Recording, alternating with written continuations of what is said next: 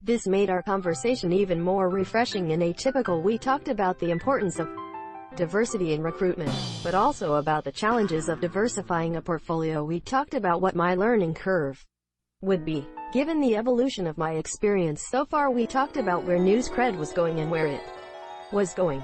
Friends and family erroneously believe that my profession protects me from the burden of this process, but their assumption does not take into account the neurosis and perfectionism that torments me for every application submitted and every carefully written email with thanks. While talking to my friend Rachel about the passator, I asked her about the routine. How are things at work? I didn't expect her answer to change the course of my career.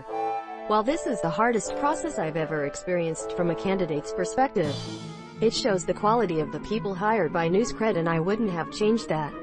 Although I was in a different part of the process and had received a different offer that morning, it took me 30 seconds to realize that NewsCred was the place where I wanted to spend the next important part of my career. She told me stories about her brilliant and passionate NewsCred employees. She showed me an article by Shafkat Islam, CEO of NewsCred, about gender equality. My biggest success during this visit was that these executives really care about NewsCred and hire someone in this position to develop the company effectively. During this visit, I also had the opportunity to participate in the weekly NewsCred demonstration day, essentially a meeting where profits, challenges and everything else were discussed.